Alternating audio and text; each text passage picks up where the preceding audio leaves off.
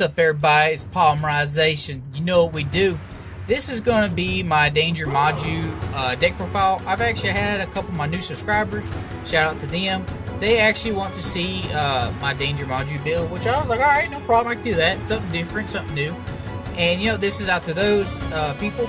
If anything, if you like what you see and you want to see other things in the future you want to talk about or want me to try to make, I'll be glad to like that. And you know what? Hit that like, subscribe button, and let's get into it.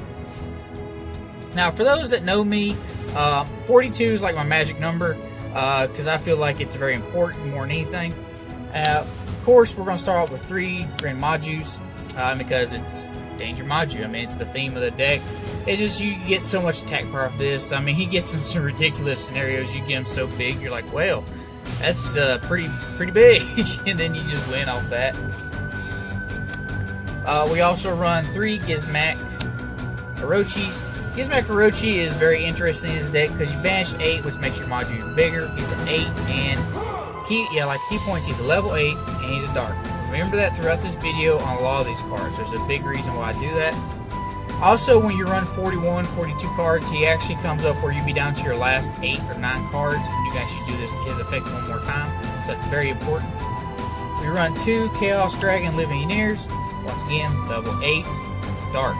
Very important. Best part about him is that, you know, you can just, everything in your graveyard's majority is going to always be dark. So you can always just, you know, just minus something from your opponent's hand using his effect. And he's a big 3,000, so that's always a good thing. You don't have to run this. You could run Gamecill if you wanted to. There's a reason if you wanted to, you could decide. But Gamecill is also a level 8, and he kaijus, because this whole deck's going second always. And you're always going to try OTK, break the board, wins always. Let's go into Danger Package. We run 3 Bigfoots. Once again, level 8, dark. And you know, just pop, I mean, his effect goes off, he gets discarded, pop any face-up card. Danger Thunderbird, same thing, level 8, dark. You know, pop anything face down. And we run 2 Danger Ogopogos. And once again, like I said, level 8, dark. Very important for this deck. It keeps things going. His effect comes up every once in a while, and I'll show what uses his effect for. And the other dangers we run 3 Chupacabras. Because we run so many 8s, if you do get hit this and you have a danger in graveyard that's level 8, or, you know, just want to bring up an extra body, he comes in handy and very often. We run 2 snakes. Tsukinoko, because you know this is what we have to do. Just 3 bodies, draws, 2 Jackalopes, and 1 Nessie. Just because you know the forbidden, the limited list, we have to run this way. But it still works no matter what. That's the whole entire Danger Package. It's really big on the Danger Package. The only hand trap I run in this whole deck is Dimension Shifter. Just like I talked about in my Thunder Dragon, Shifter is really big right now. A lot of decks are relying on their graveyards more than anything. The best thing I like about Shifter more than anything in this deck is no matter what stuff gets banished, you get your pluses for your Majus. Another thing I like about Shifter is if you use your dangers, their effects resolve no matter what. They do not have to hit the graveyard. They do not have to hit the banish zone to resolve. As long as they're discarded, that's all that matters. The only 2 that you have to worry about when you're under Shifter is going to be your Chupacabra, because you know you have to special something from the graveyard to the field, and then Ogopogo because it sends a card from deck to graveyard. Now, going into the draw power of the deck that helps you out, we run 3 trade-ins. That's what I was mentioning before. Everything is 8. You are a majority always going to use this. You're always going to do some trade-ins to draw. And so many pluses. Plus, you discard a card level 8, so you're going to get your pluses off your Bigfoot, your Ogopogo, either way, because you can use it no matter what. And it helps you take care of problematic cards if it comes up. Run 3 Allures. Like I said before about the trading for the 8s, you got the Allures because everything's dark. It helps you so much. I mean, you banish something, ain't going to hurt you none. You always keep your best darks in hand that you can use. And the next one is one you either hate or you either love, and that's Paw Desires. This card is one of those cards where you just like, I hate it, but I love it. But in this deck, it's not that bad.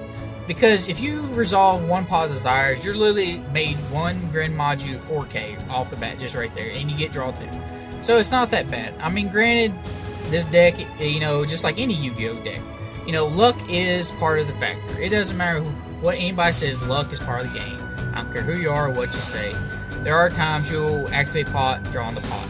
Now granted, I've never activated pot and drawn into 2 pots, knock on wood, but it might happen one day. I just hope I never live the day to see it.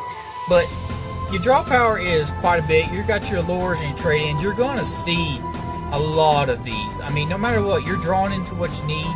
It might be some rare occasions that, you know, you just get sniped, they hit all your dangers, you don't get the pluses you needed, you just brick. I mean, that's part of the game. I mean, a lot of people don't understand that.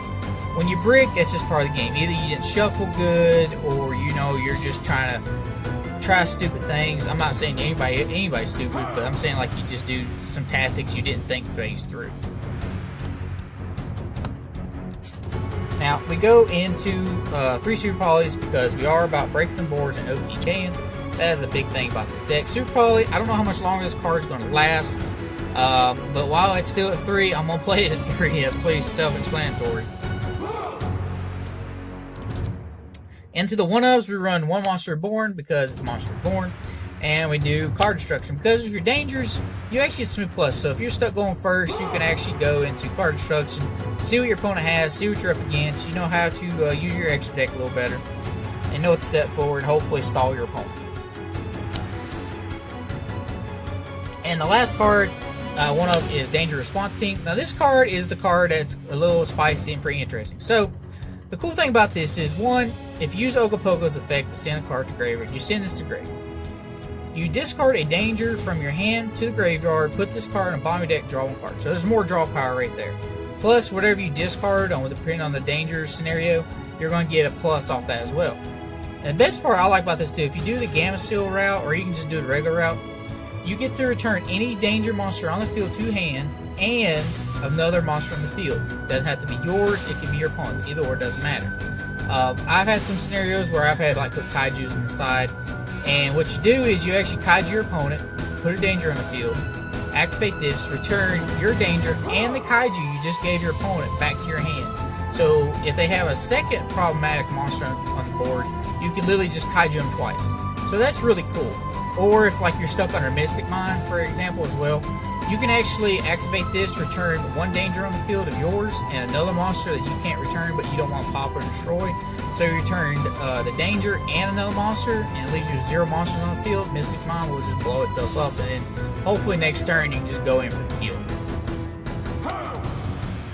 Now that is the main deck. Like I said, it's 42. 42 is the magic number for me in a lot of decks. Now in the extra deck we run It Masquerena, you know, just so you can like link climb. We do run like the Appaloosas and everything else in this deck, so you can like, you know, do some negates.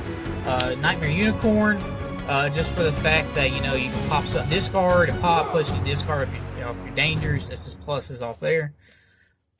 Blackluster, Soldier of Chaos. Soldier of Chaos because, you know, we can't be targeted. We can just, you know, gain attack power more than anything. Depending on your situation, you can use whatever effect you want to use. We are OTK style, so we do run 1 Bull Sword because we can't go in for the kill. We do the Appaloosa if we need the negates. And another win card is pretty cool is Tautological Zero Boars. This card right here is actually really good, like, because you gain 200 attack for every card that is benched. So it's not just your bench pile, it's their bench pile as well. So he can get pretty big and be a problem for a lot of people that want to link climb. And the best part is, even if you go into Master Rule 5 or Revision, whatever you want to call it, you're taking up 2 of their monster zones over here, and if they special summon anything to those zones, it banishes the whole field. Even if they use a link monster and special summon to a link arrow, it just banishes the field. And then your next standby phase, he comes back, so you can literally just block the extra monster zones in any way if you don't want him using them. And then he just gets bigger and bigger and bigger every time you banish, or if your opponent banishes too. So he's actually got a few times bigger than Maju in certain situations. Plus, you don't have to search your deck or draw for it and hope to get it. You just make him and usually go for a win right there. Now we go into Xxes. We are going to run number 68, the Sky Prison. Sky Prison is really good if you're going against decks and you got knowledge knowing that they rely special summon from graveyard. For example, Luna Lights, Orcust, Solomon Greats, anything that really needs their graveyard to revive more than anything from special summon. This will slow them down if you're stuck going first. Plus, if you put him in defense, he gets 100 for every monster in graveyard and each opponent's graveyard. So like he can get pretty big where it's hard, and he can't be destroyed by battle. I apologize. By card effects, the turn you activate this until the end of the next turn. So he actually can be really good. And the other wing card I think is really good is Lancelot number 23. He has done more work for me, I think, than any card in my extra deck, and in my honest opinion. Because usually you're always doing a lot of 8s. So what you do is like after you break the board and you're worried about Nibiru or anything like that, you can actually go into your 5th summon, be Lancelot. And Lancelot negates the very next effect during that turn. So don't activate nothing of yours, just go in for the attacks. If you're going, this would be your last summon anyways. And you go in for the attack, and as soon as they activate something, it negates it. There's no if and or buts, it's a mandatory effect, it negates the first effect. Also during your opponent's turn, if you got like set cards, you want to mix this deck up a little bit, do not activate nothing, let your opponent activate something first before you do anything, because this negates the first thing. Even if it's your own card effect, it will negate it. Just keep a reminder on that. And the rest is just super poly targets. We have Chimera Tech, the Fortress Dragon, you know, because Cyber Dragons are annoying. Interesting story though, I kept telling myself at the last regional I went to, I need to put a super poly target or a super poly target for Cyber Dragons. I don't think I want to see him, don't think I want to see him. Next, you know, I went up against 3 of them in that one day, and I was like, what the hell? So I put that in there just because I should have listened to my gut when I had the chance. Vision of Trinity, because you can't use this against heroes. It just takes 3 hero monsters. Pretty easy, because nowadays heroes don't land on all darts. They get on a light and different things. So this right here helps a lot. We also do the World Chalice Guard Dragon. We do this because of spirals, they make those stupid link boards. And there's other decks, I think in futures, we're still going to make some stupid link boards, so this is really important. We got the Earth Golem Ignister. This is really good against the Salamangreats or any Cyburst versus deck. I think this card will hold its value in the future. I think this card will even get a good reprint in the future. It being a super poly target more than anything. Mud Dragon of the Swamp, because it is versatile more than anything. You know, it just takes 2 monsters with the same attribute with different types. So that comes up quite a bit. I think it's just more versatile more than anything. And then you got your Credit Plan, whatever. I'm not even going to try to butcher that poor thing. But, you know, 3 darks, and it's actually really good. And the last but not least is Starving Venom Fuse Dragon. Now, this one is actually coming out pretty good, too, because a lot of people don't realize that Starving Venom Fuse Dragon is a level 8. And so you can actually make this, and you can actually like overlay and rank and make your Lancelot with this and some other 8 on your field. So it does come up, and it helps you protect you a little bit more too as well. But you know what, everybody, that is my Danger Maju build, and I hope you like what you see. Hit that like and subscribe and follow me. And hell, if you got any ideas from the other videos in the future you want to see or want me to make, just hit me up. And you know what, this is Polymerization. Peace, guys.